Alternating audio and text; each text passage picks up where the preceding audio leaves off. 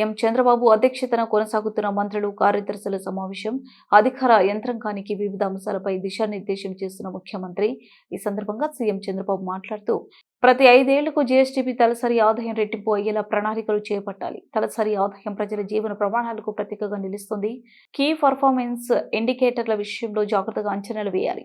క్షేత్రస్థాయి నుంచి తీసుకునే సమాచారం 1కి 2 మార్లు పరిశీలన చేసుకోండి. P4 అనేది రాష్ట్రంలో ఆర్థిక అసమానతలు తగ్గించే ప్రత్యేక కార్యక్రమం. బంగారు మిత్రుల ద్వారా ఆయా పేద కుటుంబాలకు ఆదుకునేలా చర్యలు తీసుకోవాలి. గత పాలకులు చేసిన అప్పుల కారణంగా 14% వడ్డీ చెల్లిస్తున్నాం.